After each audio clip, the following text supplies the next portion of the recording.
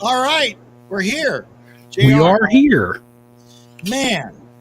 Well, welcome to Live and Dangerous, the classic guitar rock podcast. And JR, did you realize it's been over a month?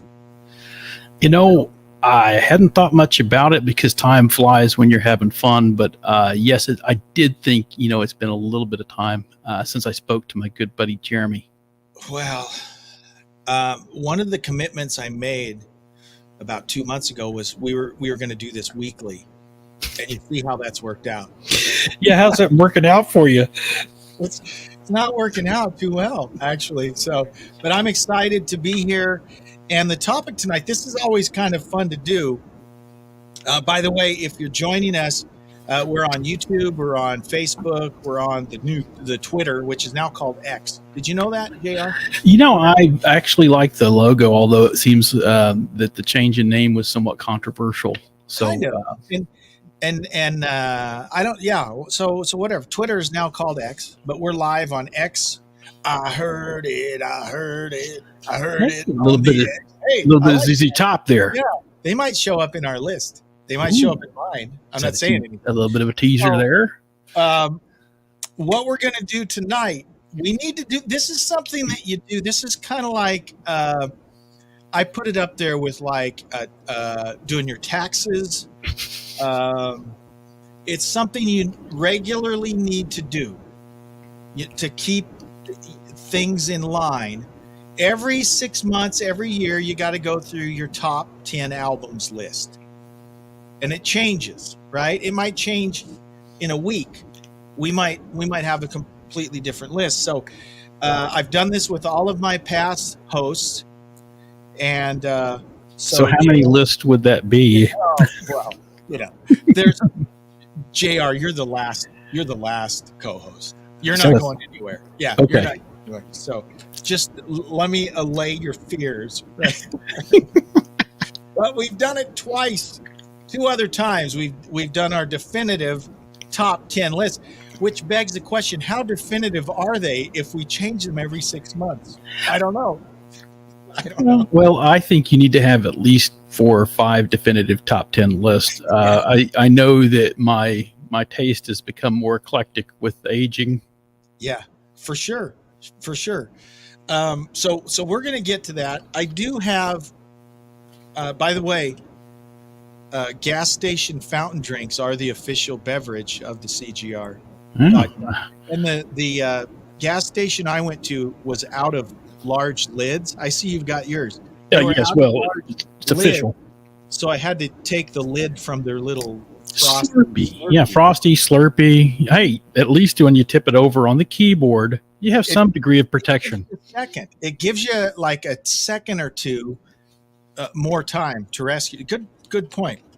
So before we get to our list, we do have a few emails we want to get to. And one of these, actually both of these, JR, are directed at you, which made me feel good on the one hand, but bad on the other hand, because I've been here for 2.5 years. You come one time and there's 2 emails to you. Well, I think I probably may have sent those myself. Or did you? Oh, maybe you blocked those. No, these are legit. Yeah. Oh, yours automatically goes to the trash. But other people, no. So here they are. 2 short emails. The first one says, subject, Kiss. The message: I was the one that got JR and Steve on Kiss. LOL. If you have a space on your podcast, I know my name doesn't start with the J, but I know the 70s and 80s music. Signed, Max Adair. Oh, my man. Max. So here's the problem. If we had Max on the podcast, would he behave himself? Well, we did call him Mad Max. For a reason. Yeah, exactly. So, actually, I bear some trauma and scars from some fun times with Max. Yes. Right here, there's a scar there and kind of right there. I think Max was a friend of yours, but to me, Max just, beat me up and stuff. I mean, I don't know that I would call him, I'm joking. Max was a friend. Certainly. But Max was a tough guy. And he was the type of guy that when you weren't paying attention, he might just headbutt you. Well, it was all in fun. In you know, except in fact, that's the scar I'm talking about. Of course, Well, this was in competition, so it wasn't actually in fun or tomfoolery. I'm just saying. But yeah, I left. I do have some Max Adair scars, but I have to tell you, he has a few from me too. Well, in your advanced years, JR, I don't know if we could have Max on headbutting. I'm far enough away. He's in the same town you're in, so you guys could technically be in the same room, and I'm not sure that would be a good idea. That's correct. I mean, again, we might harken back to those days when these top, or what I may tease a little bit, but these top 10 were actually playing. So yeah, some of them anyway. So all right. yeah, So that was great to hear from Max. Max, thanks for listening, and thank you, Max. Shout out to Max Adair for sure. So hope all is well with Max. Okay, here's one more. Dear CGR, this is from Stu Allen in Montrose, Colorado. Okay. And I just read the word Montrose and it made me think of another album that should be on my list. And I know which one you're going after too. We're going to have some honorable mentions. We have to have honorable mentions. So Stu Allen, Montrose, Colorado says, Dear CGR, enjoyed your last episode about Kiss. A warm welcome to JR. Hey, thank you. It goes on. I believe you live in catfish country. Have you ever been noodling? Noodling. Well, it is an Oklahoma sport, well recognized. It's, dangerous at times depending on where you're at. It does require some incentive, liquid courage. But actually, myself, I've not been noodling. I certainly have enjoyed my fair share of mudcat, channel cat, but we did it with what's something called a jug line. Yeah. And a little bit more proficient. We would call that the civilized version here in Oklahoma. But again, we might harken back to the conversation, the email just before. Yeah. I'm sure Max has noodled. I'm sure Max has noodled. So for those not in the know, sometimes it's called hand fishing. Mm-hmm. Noodling is when you catch these big gnarly catfish with your hands. And it usually requires you go underwater, you hold your breath, you find a hole in underwater, and there's those catfish just hang out there, and you stick your hand in their mouth and pull them up. Yeah, it's not for the faint of heart. Yeah, and you pray that it's a catfish, because if it's a big turtle, a snapping turtle. Yeah, turtle is also known for its. Okay, so I have to say this. 10 years ago, actually probably 20 years ago, I'm watching a documentary about noodling. Yes. And so I'm seeing all these guys noodling, and then they do, they're like following 5 different noodlers, right? Professional noodling, right? Yeah. The one guy they're talking to, he's like, well, yeah, I work all day for the city, and then when I get off work, I like to head out. And then they zoom out, and guess who he works for? City of Lawton. Oh. Okay. Yeah. It shows the Lawton logo. He's like driving a City of Lawton truck. This is Lawton, Oklahoma, southwestern Oklahoma. Shout out to everyone in Lawton. Definitely. Lawton High School. Exactly. In rock and roll. So this guy who was the subject of this noodling documentary was from Lawton, Oklahoma, JR's hometown, where we both graduated from high school. It made me feel proud. Well, yeah, we hit the map for some good reasons. It's a feel good thing, and I will tell you that I did work at the City of Lawton myself. I remember that. Yeah, so I drove one of those trucks and enjoyed it. I remember I wasn't noodling as much, but at that time, but I did get off in some deep water at times. I remember because you would like go and clean out the lakes and the ponds, and exactly. I remember that. In fact, a couple times. I can't remember. I was in a parking lot or something, and you'd drive up to me in the city truck. Full of lawnmowers or whatever, and harass that was me. It was a good memory. So JR would be all over the town doing whatever city people do in those trucks, mowing lawns, cleaning out the lakes and the pond. It was picking up trash. That was 4th of July was always a big one. I made all my money. They had us working there late, picking up trash. But hey, you could get overtime, and when you're was young, overtime meant more money. That's good. That's good. More opportunities to buy albums. So let me finish this email. So he asks, I believe you live in catfish country. Have you ever been noodling? So we talked about noodling. Then he says, LOL, just kidding. So I guess he didn't really want to know about noodling, but we just told him. It's a benefit. It's an added.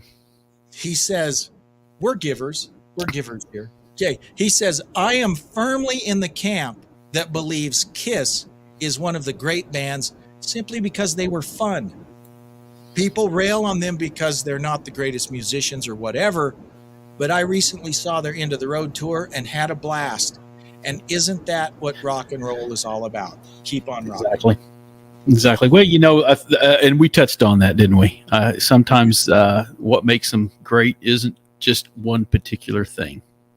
Absolutely. Well, great. Okay, so one other just housekeeping thing that I want to say really quick, and that is we had a number of folks that were sponsoring us on Patreon. And I want to thank the folks that had been doing that.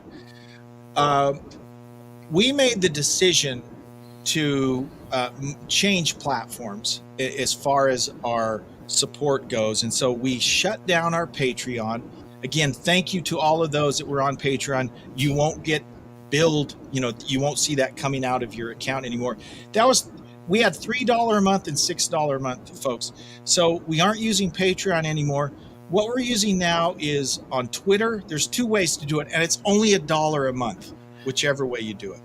On Twitter, it's $1 a month. You can't buy anything for $1 anymore. So $1 a month for the quality content, it's unbelievable. It's a no-brainer. So $1 a month on Twitter. Or if you're on Spotify, if you listen to us on Spotify and have Spotify, you can sponsor for $1 a month on Spotify as well. Whichever way works for you. If you're able to afford $1 a month, then it helps us keep the podcast going. We're not getting rich doing this, JR. I don't know if you knew this, JR. You don't get paid. So now, I may have to look at the terms of my contract. I do believe that if you notice, there's no mention of money anywhere in that contract. So we're hoping to do, we can get some sponsorship, right? Yeah, I can get some endorsement deals, maybe. Totally. We're looking at some endorsement. In fact, I'll just throw this out. If you would like JR to endorse any types of products, maybe like incontinence products, yes, anything. I'm fully prepared to endorse whatever product, and I will. I am emphatic that I will use. He'll use it. He'll use the product. I will use it. I think that goes for both of us. Yes. Yeah. So if you would like us to endorse a product, we can do that. And seriously, if you are interested in being a sponsor, you can reach out directly to us. Braun and Jarvis Family Dentistry right here in Spokane, Washington was a longtime sponsor of us. You can absolutely sponsor. You'd be surprised at how inexpensive it is. And the cool thing about sponsoring on a podcast, and I'm being completely serious here, an ad that you ran, that you put in an episode today, it will run forever. Mm-hmm. So 10 years from now, when someone comes and listens to a back episode, an ad that you come directly to us to run, it's embedded in that episode, so it will play forever.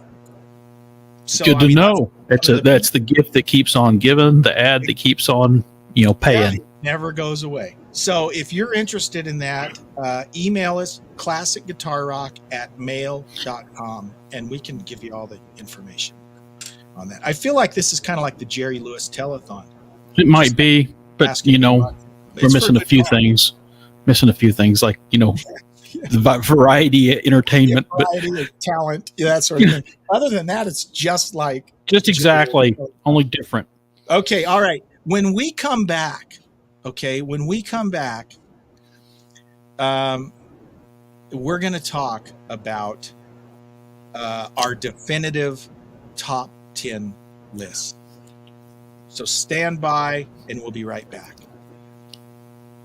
Okay, I tricked you. We're not really going anywhere. I put that pause there so when we have the recording, Uh-huh. we have a break. Oh, If we're here live, we're not really going anywhere. Oh, so it's another one of those radio gimmicks. And it's a radio gimmick. So when we edit the podcast, this part will all be cut out. So okay, so I can say pretty much anything I want now. Or are we still live? We're still live. Okay, I better watch it. I better watch it. It's gonna get cut out, but in a minute we're gonna come back in just like we took a break. So here's how we'll do that. We'll go. Welcome back to the Classic Guitar Rock podcast, live and dangerous. Jeremy and JR, and tonight is our definitive top 10 list. We're going to jump right in. Let's just talk about it for a minute, because I didn't give JR all I said was, JR, come up with your 10 favorite albums. That's all I said. That was the only. That's exactly that was the prompt, and I think maybe this time I actually got it right. I know I kind of missed. I went a little to the left on Kiss, but I recovered. So you got to be careful with the prompt. This one was pretty. You knew what was going on here. Yeah. Okay, and these are, and I didn't clarify this, JR. I'm kind of assuming you thought this way, maybe not. It's hard to think that you could think that I think a certain way. I think that's true. Yes. So it's not necessarily the top 10 albums that we think are necessarily the greatest albums, but these are our top 10 favorite albums. Exactly. Okay, that's good to know. Now you're letting me in on that. Yeah, there are albums on my list that are probably not going to show up in any magazine ranking of the top 10, but to me, they're in my personal top 10, and so I'm assuming probably for you. So before we even get to our top 10, we both have some honorable mentions, and these are albums that we just couldn't fit 10 in, and these just didn't quite make the top 10. However, next week they might, because that's kind of the nature of our definitive lists that really aren't that definitive, obviously. So yeah. How many honorable mentions do you have? Maybe 2. Okay. My problem had to do with bands. I had to go and then recycle. Okay, I love this band. Now, which album do I love the most? Gotcha. Okay. And so it was kind of reverse. You didn't want 2 albums from the same band in your top 10. It sounds like exactly. That's the way I was. That's the way I'll tell you how I did this. I looked at some of my old. I keep, you might know this, but I have every CD or cassette that I've ever owned, and I also have my LPs. The LPs are actually just a remnant of what I actually had, because the trip across country, you don't want to kill all your albums. I actually was able to preserve some of that, but the bulk of my albums are back in California at some record store called Rasputin's. But either way, they gave me top dollar. It's odd. We'll have to do a story on that. It's odd what they pay for, what they pay the most for. Yeah, exactly. But it's cool. No, I had looked at this as what had the most wear on the case, what album stayed the longest in the CD or cassette player in the car, kind of like the soundtrack to your life sort of thing. And I can look back and see that some of those times I had to repurchase the album at least multiple occasions due to damage, overuse, overplay, and so there's some stories behind each one of these albums that I selected that might have same. I think it might actually ring the same bell with other listeners or viewers. You probably had the same or similar experience, and that's the beauty of this. So I hope that as I go through my list, that it rings or resonates with you, maybe brings you back to where you were in that stupid Pioneer CD player that ate one of my best albums, but or those Pioneer 6x9s that got blown out. Exactly. While I was listening to one particular album at max volume. But no, looking forward to the top 10. Again, where I found my trouble was actually trying to define albums versus artist. Okay, I kind of struggle with that. Once I had I came up with my list of 10, then it was just putting them in the right order. So what honorable mentions do you have? You can just share your honorable mentions. Here's the thing. I always liked Barracuda, Heart. There was some really, straight on you. The era at that time frame, and that the way they came in on the guitar licks early on that and how they drove that beat. I liked Heart, but then as I looked through it, I couldn't find one particular album where I went, oh, well, this is, I remember listening to this from start to finish. So a Heart, a lot of great singles, but I couldn't find the album that I was looking for. Awesome. And you're going to be surprised about this one. I know this is going to hurt. It might. Yeah, it's going to hurt. I know it's going to hurt. Ozzy Osbourne. On your honorable mention? Hey, I'm going to tell you, I know it's going to hurt, but I have to preface this. Okay, I hope so. I knew it was going to hurt. I can't say that there was one particular album, and that's maybe to the benefit that's going to salvage this conversation. There was several it was competing at such a high level that I could think, well, I played the heck out of this one, but then it's kind of weak in the middle, and then I like this one. So I will say that Ozzy, and you'll see why as we go through. Ozzy, for me, now remember, we're talking about JR. He not the top 10. He's really in there though. He was in, then he was out, then he was in. Okay. No,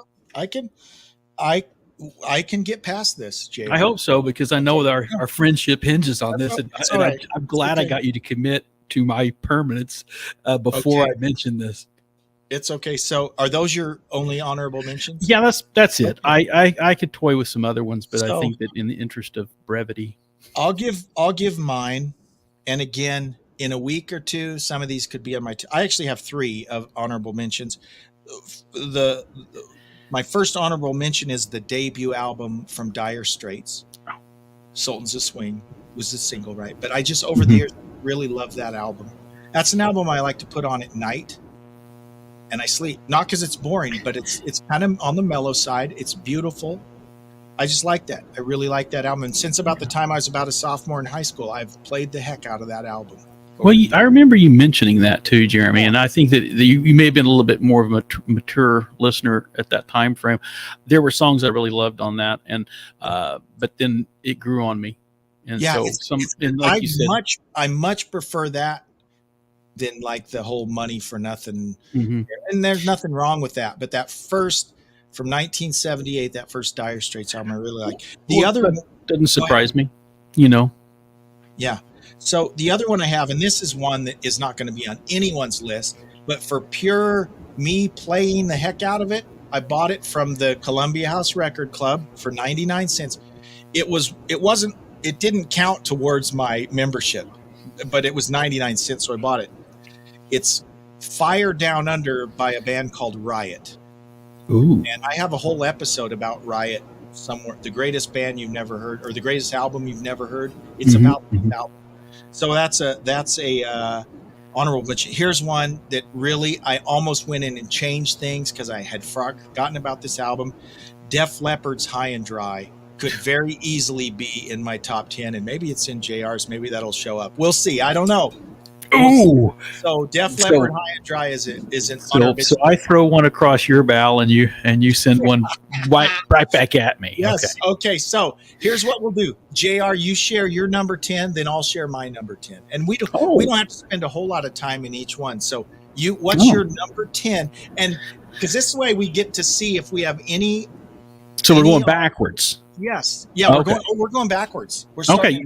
I was queued up to number 1 and counting back. I see this. We're counting down. Another one of those radio things. Yeah. When you're dealing with a novice, you kind of have to spell this out.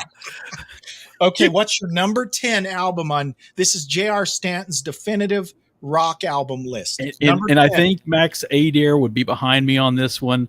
It's for me. I got a lot of play on it. It's Whitesnake's self-titled album, number 10, and again the time frame was perfect. Certainly the music, the CD never left the car stereo player. It stayed in for weeks at a time, and it could start or stop at any song, and I was happy. It's a great album all the way through. There's again, shameless self-promotion. A few episodes back, we talk about this album in Whitesnake. It's a great album. It was a huge album. Yeah, huge. And for me, it's one I can still listen to, and that's kind of where I am with these albums, brother. They're ones that are still, Well, they're still in the CD player. but they don't sound. There's a quality about them that is not dated. Yeah. And that's a very valid point, and it's going to come up again. So my number 10 album is the Cars debut album.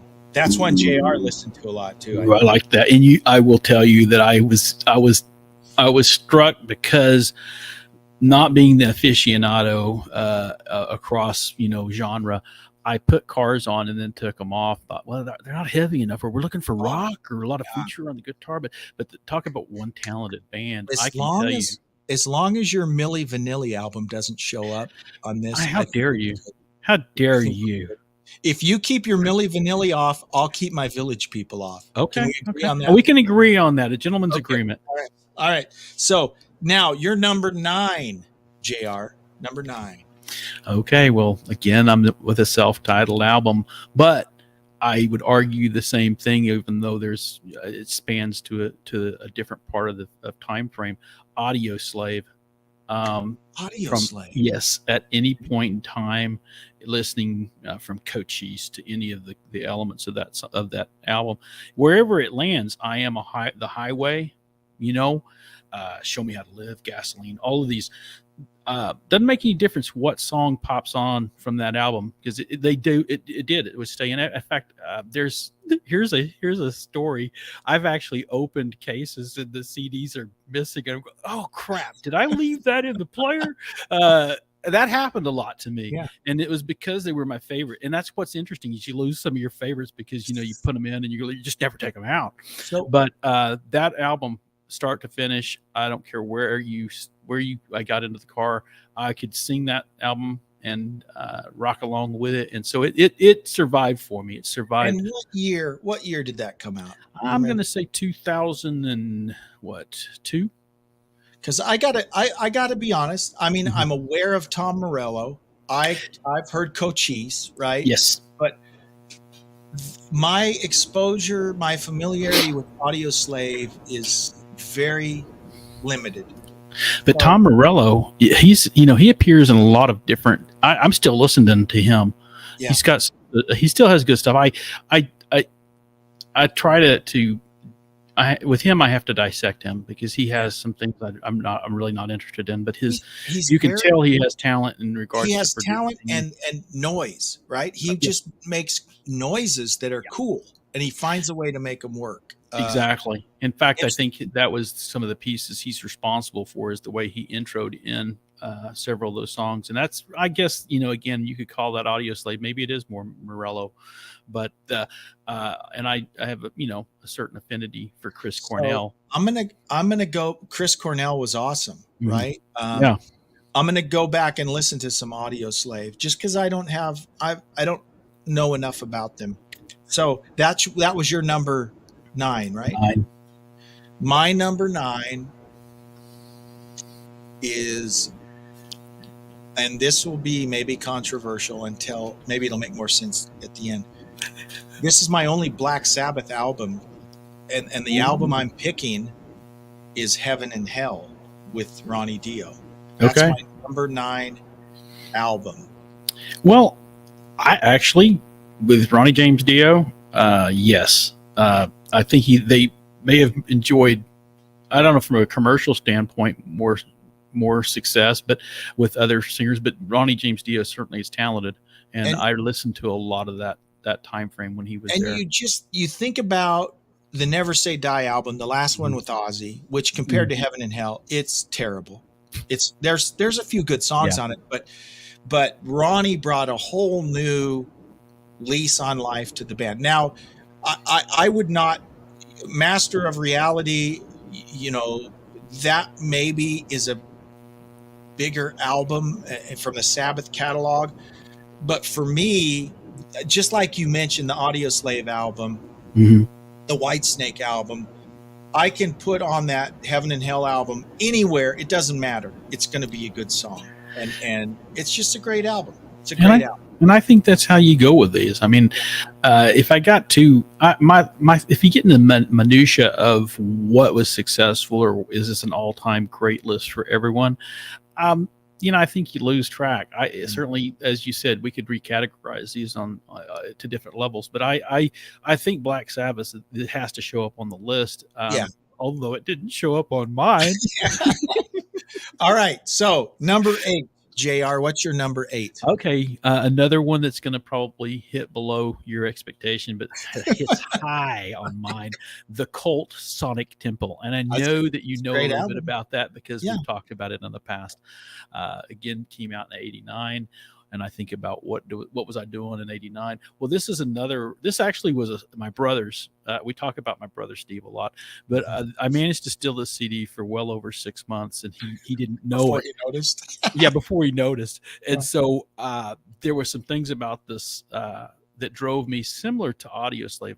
Honestly, I think you could probably interchange some of the appeal with the Cult and Audioslave for different reasons, mind you, but I think that they hit the same note with me, and that is that I didn't obviously left the album in the player way too long, ruined several of them, but the thing is, it had several similar melody beats that it didn't make any difference what component you heard. Something about hearing it was positive. Now, again, I said it. Some of these are audio. The audio was the soundtrack to my life. So I'm not sure how much of this was just the fact that I thought it was great, and I'm talking about great at the time that it was out. Mm-hmm. Some of them may not have the same degree of staying power, but I think that the Sonic Temple does. Even I wish they would release it with modern production. Yeah. Well, and you just talked about something that's really important. Any of these top 10 lists we make is, where is the break, or does there need to be a break between it's great because the music is great, or because it's nostalgia, it's sentimental to us. So we think about what was going on in our life, and so because it brings back good memories, we think it's a great album. Yeah. It might not be that good of an album, but to us, we're like, it doesn't matter, right? And I don't know where that line is, and if it matters. Great. Well, for the purposes of conversation this evening, it certainly fits the bill for, hey, this is definitively what JR likes. Exactly. Totally. So my number 8 is a band that JR likes. Ooh. Cheap Trick's In Color is my number 8. I thought you were going to go there. I was going to say, if you stole from my list. So In Color is the one. In Color, again, the only crappy track on the whole album is the album version of I Want You to Want Me, which just sucks on that album. Well, don't hold back, Jeremy. Terrible. Every other song on that album is just awesome, and I love it. And, of course, the live version of I Want You to Want Me put them on the map. Oh, but well. Cheap Trick In Color is just, everyone should listen to that album. It's just a great power pop album. It's great. Exactly, and it's hilarious. We knew there would be some of this that's going to crosswalk over your list to my list because we spent some time together. Yeah, totally. Okay, so what's your number 7, JR? Number 7, Cheap Trick. No way, but I bet I know which one it is. Well, you go ahead and give it your best guess. At Budokan. Oh, you know me too well. I got it. Yes, it's all at right. Budokan. And although, the live atmosphere of that may have been, it's not studio, that piece may be a little bit of a distractor, I think it still ranks up there as tops. And to be honest, what is at Budokan? It's mostly they're playing In Color. Yeah. And some stuff from the first album. But so in 79, came out in 79. I can tell you what I was doing. Stuff from Heaven Tonight too. So they're playing stuff from their first 3 albums. That is, see, this is cool. And I actually I saw Cheap Trick. I don't think I had a girl on my neck on that particular concert. I was at that show too, but we weren't really friends yet. That was with Molly Hatchet opening for him. Yeah, that's right. Okay, so you were there. Great Plains Coliseum. That's exactly the Sweatbox. The Sweatbox. Yeah. Awesome. Okay, good. I knew Cheap Trick would wind up on yours. Okay, so that was 7, right? Yes, that was 7. My number 7, again, this is not going to show up on any recognized top 10 list, but I've got to go with Michael Schenker Group's Assault Attack. Okay. The one and only album that features Graham Bonnet, who had just left Rainbow, did the one album, was fired on the tour because he had a wardrobe malfunction that we won't get into. But I love that album. I mean, Michael Schenker is probably my favorite guitar player, and he's a weird dude, but man, he can play, and I love Graham Bonnet. I just love it. It's a great song. It came out in '82, and it's just a phenomenal album.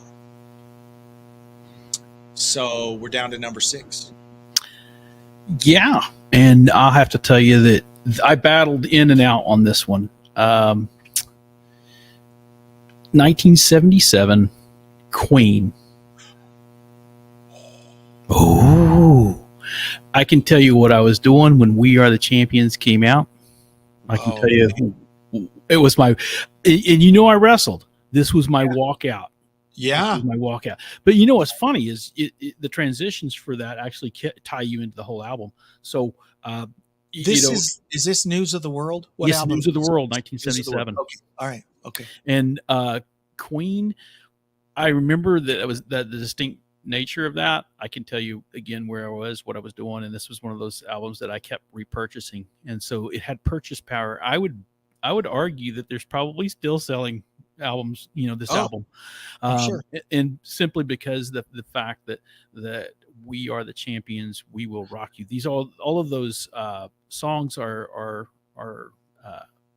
they stood the test of time. They're still used in commercials. You still hear them all the time. I was in Walmart just a few days ago, and you know how Walmart, at least up here, they sell LPs, but not a whole lot. It's a pretty limited selection. You have to pick through the newer stuff to get to something. News of the World. They had News of the World and A Day at the Races. There you go. Vinyl that you could. Well, see, I needed Queen on this top 10. Yeah. Okay. No, that's I needed, and I tried to figure out which Queen album had the biggest impact on me. Yeah. And that's hard to do because I was like you like this band. Which album of theirs do I pick? I got to pick an album. Okay. That was number 6, right? Yep, that's 6. My number. I'm rushing us through this because speaking of Walmart, I have to pick up a grocery order here in a few Well, hey, real life intervenes all the time in this radio world. But you tell me if you get that second beep. I'll cover for you. My number 6. You had a live album. It's funny. How many live albums are on your list? I only have one live album. One. You have the live Cheap Trick. Mm-hmm. My number 6, also a live album. Speaking of Michael Schenker, it's UFO, Strangers in the Night. Okay. And double album. Talk about great guitar playing. And, again, Michael Schenker, a very mercurial figure, right? He left the band because Phil Mogg punched him. So there was inter-band squabbles, and he always told him, if you ever hit me, I'm leaving the band. He left literally in the middle of this tour. Oh, really? Did he leave while he was on stage, or what? I don't know when it happened, but he didn't even finish this tour. But this album is unbelievable. Strangers in the Night. It's a great live. It's my favorite live album ever, and it's got great singing, got great playing. It's a great album. And that's a one of my brother's bands. He loves UFO, and I will tell you right now, Jeremy, if you ever lay a hand on me, okay, I'm done. I'll walk off in the middle of. I don't care where we are. I'm walking off. Okay, all right. Good to know. Okay, we're down to your number 5. Yeah. Well, and again, a question mark. Can Greatest Hits go on? I hope so, because Eagles, Greatest Hits, 71, 75. Volume 1. You can't beat that album. Yeah. And, again, I still find this album on the CD player, MP3 now, whatever, the streaming in my latest vehicle. That's one. I swear I've bought this in every format at least 12 times. I agree. And I've got it. Yeah, I've got it on CD. I've got 2 vinyl versions. For whatever reason, I have 3 copies of The Grand Illusion by Styx because I Well, see it somewhere and I well, then forget. it better show up on your top not. 10. It's not on my top 10 list. Should be. Should be. Well, Should have now been see, one of- that's the Sorry. thing. Tommy I- Shaw. it could have easily been now that I say that, but it didn't show up. Maybe the next definitive list it'll be on there. So Okay. So Okay, next week, will we do the next definitive yeah, list? when or- we do the next definitive list in a week, it might be we there. need to be timely. So And besides, okay, my taste I'm- change. I'm on number 5, right? You just did 5? Yeah. Yep. Okay. My 5, Van Halen 1, the first Van Halen album. Ooh, yeah. I loved. Yeah. Good And you're stealing from my list again, but All right, that's okay. That's all I'm going to say. It's Van Halen 1. It's Eddie. It's Eruption. That changed. That was a game changer, right? Mhm. There were three eras of electric guitarists. There was Chuck Berry. There was Mhm. Jimi Hendrix. There was Eddie Van Halen. Eddie. In my mind, those are the 3 pivotal. You had pre-Chuck Berry, then you had Chuck Berry. That changed everything. Then you had Mhm. Hendrix in the 60s. That changed everything. Then you had Van Halen in the 70s. It changed everything. One of the 3 pivotal guitar players in my mind. Right? Mhm. Well, I would agree. I'd throw Jeff Beck in there somewhere too, though. Jeff Beck's problem was Yeah. he couldn't get along with anyone either, right? So he'd quit in the middle of a tour. He'd do, and it brilliant. He might be my favorite. Shanker's probably my favorite. Jeff Beck's probably my second. He But a doesn't lot have- of, he but a lot doesn't of, have a body of work though. The recognizable body of work. yeah. Because he didn't want to stay in a band. He wanted to No. do his own thing. But he had ability, and I really? think he did some things that were unique to Jeff Beck's style. And a lot of I people, agree. a lot of guitar players have said that they emulated some of the aspects of what he did. And But actually, because he wasn't mainstream, I agree. a lot of the mainstream guys were doing stuff they got from Jeff Beck. And so Jeff Beck never got and I'll give you a case in point, Gary Moore. I loved Gary Moore, and Gary Moore will tell you, he just stole stuff from Jeff Beck. Well, as well, imitation is flattery, right? Exactly. But no, that's it's also maybe copyright infringement, but hey, that's right. Awesome. Okay, so we're down to number 4. We're flying, dude. Okay, well, we're doing good. I think we don't want to bore the listener or the viewer. We want to give them the meat and potatoes and move on. There's no Okay. side dish here. If you're looking for dessert, maybe later. Maybe later. Okay, so I really felt like this particular album could have hit anywhere on my list. I mean, this was almost number 1. I have to tell you, I didn't. And there's no, and it depends on how you go with the rhyme or reason.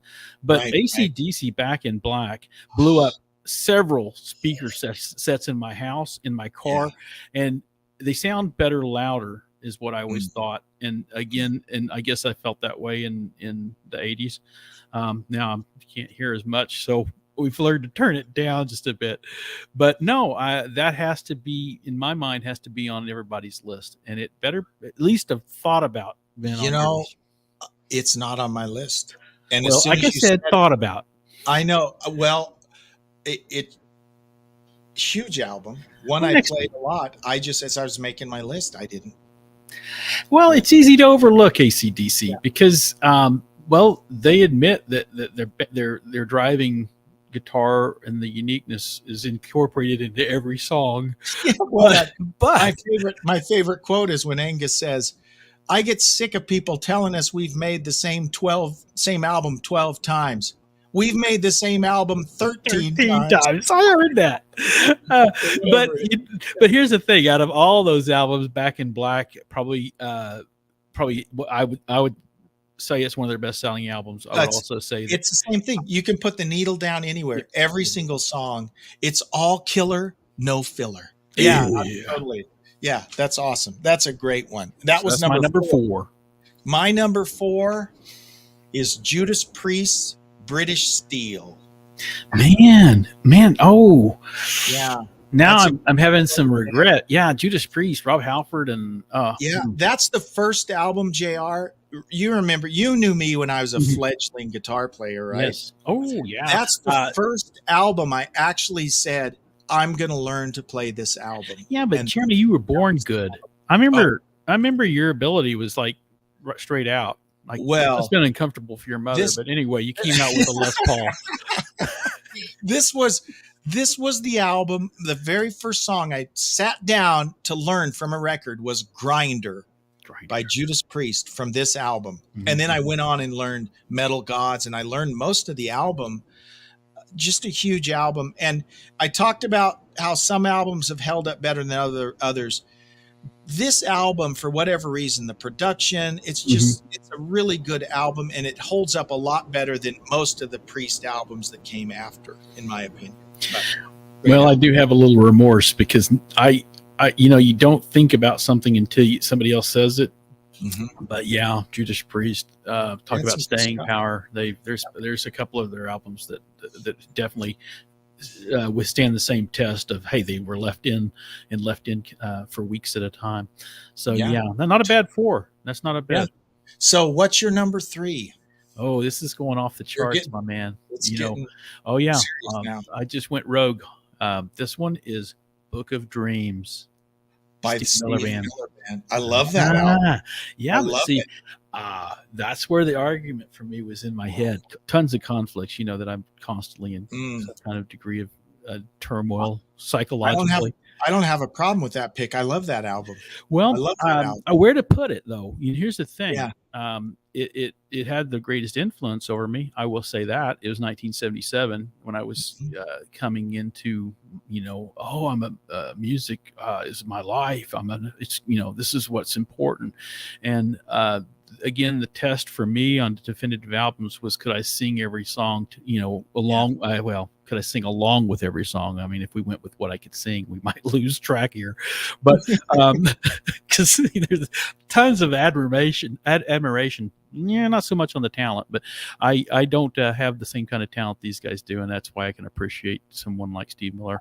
I and love Steve that Miller album. Band. And Great album. He was different. Think about the hard rock albums at the time. What I liked about Steve Miller was his guitar tones were really clean, right? There's not these super overdriven rock tones that you were used to listening to Van Halen or someone, but it was a clean sound, and I love that album. That's a great Kind of a choice. West Coast sound at that time too. I mean, there was another. I remember this album and Jerry Rafferty and a couple of others yeah. in that time I frame. love that era. Yeah, Yeah, there was good. something about the way they played that was, No, I can't- had I a can't- fabric. I can't that's a great choice. I didn't even think of that. I Not love bad that. for 3. Not bad for 3. So my 3, this has been as high as number 1 on my list. It's always in the top 5. Mhm. I just think from a production standpoint, from just some of the coolest songs ever written ever in the history of the world, and it wins the prize for the greatest gatefold of any album. Uh-huh. This is a band JR likes. Oh, ZZ Top's Trace Hombres. yes. Gatefold is that picture from the Mexican restaurant with all the tamales and enchiladas and tacos, and there's food spilling over the side of the plate, and it's like, it's appropriate because it's a musical feast. How's that? I love this album. Every single cut, the coolest song in the world, Master of Sparks. It tells a funny story. If you never heard that song, go listen to Master of Sparks. They always have a good story, don't they? Oh, LaGrange. I love that. And I mean, Billy's probably 22 years old at the time, and he still sounds like a 75-year-old man on it. It's awesome. Yeah, that's the probably the best part of ZZ Top is that sound is able to stick along. We thought he was old just because of his beard. I remember He thinking sounds "He's old. He probably talked like that when he was 12. It's awesome. So that's my number 3. Dang, you kill me because that Eliminator was mine. But dang, I didn't put ZZ Top on here. And, That's all right. That's all right. No, I'm kicking myself, man. I'm kicking myself. We're gonna have to redo it. We're gonna have to have a give me another. redefined. Yeah, give me another week. Dang it! I knew ZZ Top. I don't know how I overlooked. What's your number 2? What's your number 2? Is the one you hinted at. Okay, and I will tell you that I struggled. Did I want the same band to show up twice? And this was my number one, and then number two, and then number one, and then just about 5 minutes ago or whatever before we started, I thought, maybe I better go back to number two. This is Hysteria, Def Leppard, and Okay. it's different. I don't know if you see my shirt. Oh, My shirt. It's an actual Hysteria shirt, even though Hysteria is not my favorite Def Leppard album. Look at that. Look at that. Okay, but so here's the thing. Something unique happened in 87, and I commemorated this uniqueness about 3 days ago on Tuesday. I know what you're talking. I know of what you speak. Yes, I got married. You got married. I was not there. Remember? I was not there. Yes. Yeah, you were there in spirit, buddy. I was not there. You were still tight back you then. sent me pictures. Yep. I saw pictures. And so just the backstory. I was a missionary for my church at the time. Very so important. I was gone for 2 years, kind of living vicariously through JR because as a missionary, we didn't listen to rock music. We didn't all this thing. But here's what I don't know if you remember. I remember what you're going to say. Boy. So here's what JR did. He sent me a cassette. He dubbed Ozzy Osbourne's tribute album when it came out in 87, and he sent it to me. That's right. And I would sneak away and listen to that. Well, here's the thing. I hate to say that I was oblivious to Randy Rhoads, but Randy Rhoads wasn't on my radar until I met you, Jeremy. And we met young, so maybe Randy would have came on at some point, but I didn't. I knew of him, but I didn't know the actual significance. And so whenever you started teaching me different, different chords and playing some guitars together. I remember I went and got a Randy Rhoads poster and hung it up on my back of my door. And I thought, I've got to do more Randy Rhoads stuff. Turns out that was a far reach, me playing Randy Rhoads. I remember one time I asked you, why can't you teach me this? And you said, that's Ingwe. No one plays him. Yeah, you're not going to learn that. You've been doing this a year. I know I've got to learn this song. Yeah. But I knew what it meant to you. And I knew that being isolated, but for a good cause, I will say that I totally supported where you were at and where you are, because I think that as much as we enjoy music, there's certainly a better mission in life than rock. It's hard to believe. I still have that cassette version with JR's handwriting on it of Ozzy Osbourne's tribute that I got summer of 87. He mailed it to me, and I'm like, and I listened to it. So that was That's a great memory. So your number two, sorry, we were talking about Hysteria. Your number 3 or 2 was Hysteria. Number 2, Hysteria. It was Hysteria. Okay. Another great album. And that was another one, right?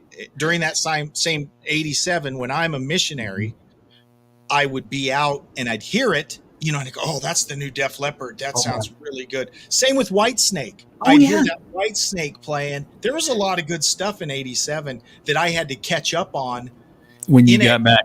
In Excess, Kick came out. So all of that I had to get caught up on because I was gone for 2 years, right? Mm-hmm. So doing something really important. Well, thank you. It was a great experience, but I did miss my metal and my rock while I was away. So I made up for it when I got home. Okay, so my number 2, speaking of Randy Rhoads, is Ozzy Osbourne's Blizzard of Oz. Okay, yeah. That's my number 2. And I mean, it's the classic. I knew it would be. Yeah, I mean and sometimes it's number 1. Today it's number 2, but it's history, right? It's Randy Rhoads. Those two pivotal. Albums, Blizzard and Diary, and then of course Tribute. That's all we got from Randy with Ozzy, right? So enjoy it, play it because that's all we got. But man, it was magical. But no, I knew that would be high on your list, and that was the album I was toying with most with Ozzy because it had such a big it's big impact. Huge album, super important. Okay, but I knew you'd put it on, so I left it off. You left it. Okay, good. That's fair. So what's your number 1 album, J.R. Stanton? Okay, this is going to be highly controversial. Okay. Among purists, but 5150 Van Halen, and let me explain. Okay. I loved David Lee Roth. Okay, I did. I certainly appreciate, but I categorize them a little different. 5150 remember what I said. An album I could put in and land on any song, and it's going to be okay. Something I sing along with, and something that actually speaks to me. And I think is high quality music. And Sammy Hagar brought something to Van Halen, which we called Van Hagar. That wasn't wasn't all wasn't it was fresh. It wasn't out there. We weren't trying to be somebody else. In fact, they weren't trying to repeat what had been done in Van Halen prior to that. It's like they diverged, and that came out with a sound that I thought resonated with me. And 5150 has always been in the top two for me. So there was no doubt that it would either be 2 or 1, and today it's 1 in 1986. So here's the thing, JR. First of all, we've never talked about this, by the way. Mm-hmm. We've never had this conversation about Sam versus Dave, right? No. But I think JR agrees. I treat them as two different bands. Yeah. There's the Dave era, there's the Sam era. They're all great. But they both have Eddie. Absolutely. And I am like JR. I think Van Halen was a better band with Sam. I do. And I don't know if you remember this. You and I were in the car together. You were driving when we heard them play Why Can't This Be Love for the very first time. I remember that. Now, yeah, you know what? And it was the album wasn't out. It had just hit radio, and you and I were in the car together, and we heard that first little and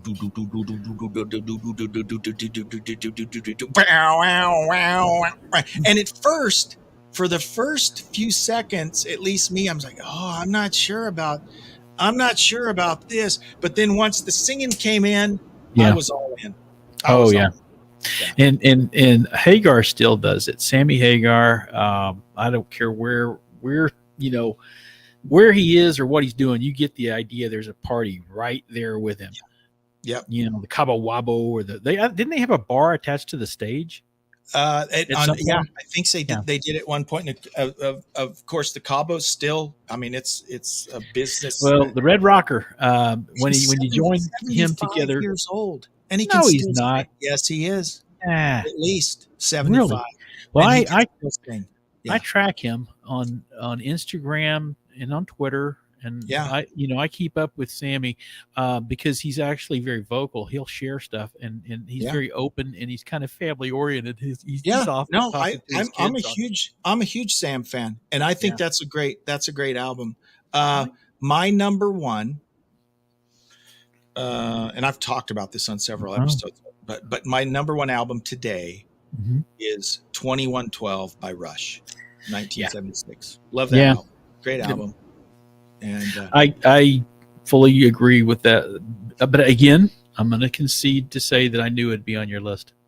Well, and I knew you'd have some Sam era Van Halen on there. I knew that. That would be there. But you know what? We didn't pick any of the same albums. We picked some of the same bands, but I thought you'd have some ZZ Top on your list. And honestly, I will tell you, brain fart. ZZ Top has to be in the top 10, and the beauty of this is, like you said, next week we get to try again. But I knew you'd have some Van Halen with Sam. I knew you'd have some Cheap Trick. I'm kicking myself over the ZZ now. Thanks for bringing that up. No problem. So really quick, okay, read down your top 10 from 10 to 1. Okay, so I have Whitesnake, their self-titled album. Audio Slave, also self-titled. Sonic Temple with The Cult. I have Cheap Trick at Budokan. I have the News of the World Queen. And I have Greatest Hits with the Eagles. I also have AC/DC Back in Black coming into number 3, Book of Dreams with Steve Miller Band. Number 2, Hysteria, Def Leppard. And number 1, of course, what we just said, 5150, Van Halen. I can't argue with your list. My list is number 10, The Cars debut album. Number 9, Black Sabbath, Heaven and Hell. Number 8, Cheap Trick, In Color. Number 7, Michael Schenker Group, Assault Attack. Number 6, UFO, Strangers in the Night. Number 5, Van Halen 1. Number 4, Judas Priest, British Steel. Number 3, ZZ Top's Trace Hombres. Number 2, Ozzy's Blizzard of Oz. And number 1 was 2112 by Rush. In a beautiful top 10, I might say. You know what? Between our 20 lists, our 20 albums, that's pretty good. I think it's satisfying. I think if you're a listener and you're hearing this, we had to have hit some of your top 10. Yeah, totally. Totally. In fact, we want to hear from you. Email us, classicguitarrock@mail.com. Share your top 10. I'd love and share us and tell us what we got wrong. Tell us what we got wrong. Tell us what we got right. I would love to hear your top 10. So email us, classicguitarrock@mail.com. And I'd like to hear from Max Adair again. Max. A lot of these albums JR to listen obviously won't go visit you in person. Yeah. So send an email. So yeah, great. Yeah, it's great to hear from Max. So JR, thank you so much. This was fun. And certainly was. We'll get together. I'm not going to promise next week. I'm going to say let's go ahead and shoot for next week. That way, okay. We have some. We can at least. Week. We'll see what kind of life hops up in between. So, thank you, Jeremy. Thanks, JR. Thank you so much for joining us. We'll see you next time right here on the Classic Guitar Rock Podcast. Bye, JR. Bye-bye.